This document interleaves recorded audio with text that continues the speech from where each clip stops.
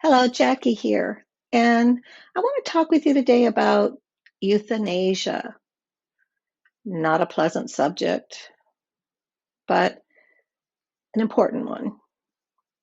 At some point, those of us who share our home and have given our hearts to an animal companion will be saying goodbye. And most of us will be put in the horrible position of having to make the decision to do euthanasia, to actually end our beloved's life, to do the euthanasia that we often call putting them to sleep. It's a wretched position to be in, one that none of us want. And myself included, and almost everyone I speak to, put it off and put it off and put it off as long as we possibly can, dreading it, denying it, not wanting to deal with it. And yet, most of us will have to deal with it. It is a decision that almost all of us who share our hearts and homes with an animal will be doing. It just is. Animal companions just don't live as long as we want them to. Certainly, their lives are a lot shorter. And I want you to know a couple of things. Animals are not attached to their physical bodies the way that we are, the way that we're attached to ours, and the way that we're attached to theirs. We are a lot more attached to their bodies than they are to their bodies. When an animal knows that they're ready to leave the physical material world, once they know that they're human companions and they're animal companions, if there are other animals in the house, once they know that they're okay, they're free to go. And they zip out of their physical form pretty quickly. We hold on a lot longer than that. But once your animal actually knows that it's their time and they're ready and they know you're going to be okay, they will go out. They will slip out of that body and go out. Often they need help. And people say, gosh, I really want my animal to have a natural death.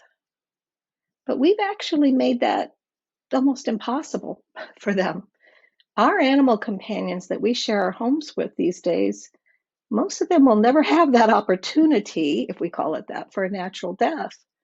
Natural death, however, in nature would mean being taken by a predator and probably torn limb from limb. So we really wouldn't want that. It doesn't mean they go quietly off and lay under a tree and die peaceably.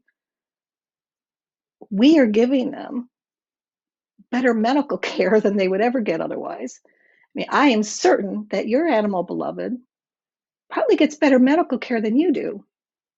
You are giving them the best food. You are protecting them from predators and from pests. You are giving them way better care than they would have otherwise. And ironically, due to that incredible care, you've actually made it so they can't have a natural death. That doesn't mean that they couldn't die on their own in the living room, but they're not going to be out in the wild somewhere. They're going to be at home. Now, we would all hope that once they know that you've given them permission to go, that they actually would just close their eyes and sleep naturally. Some of them will. Once they know that you're going to be okay and you'll have to do what you can do to nurture yourself and to support yourself through this profound loss, you do that. And once your animal companion knows that you are doing that, they will feel free to go. If you have to make that decision, and that's what this video is about. If you've got to make that decision, you got to call the vet. I want you to know some things. Now we're in COVID, so it's not as easy as usual. But normally, vets are usually pretty happy to come out to your house. And you might be able to arrange that so it can be in your home. That's usually the easiest way for an animal, especially if they're afraid to go to the vet anyway. They will often come to your car, so you can do it in your car if you would prefer that. Almost all veterinarian offices have a special place where those of us who are saying our goodbyes can go.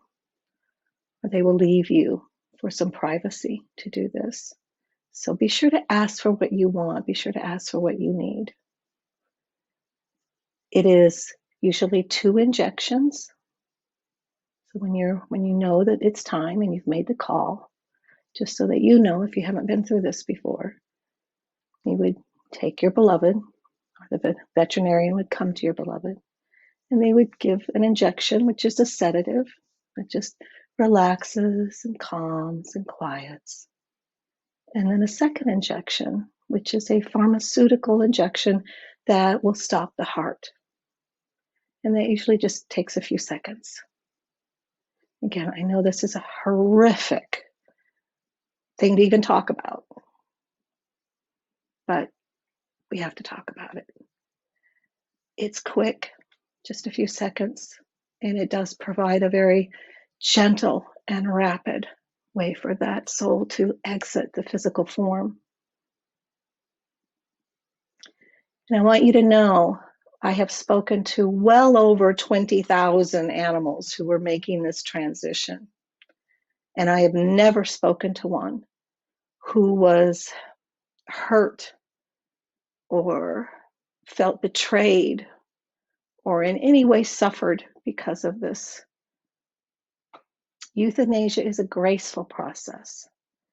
And when it is done with love, when the decision to do this thing is done out of love and mercy,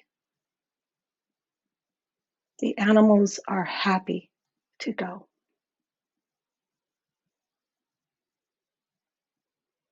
So ultimately, this would be your final gift.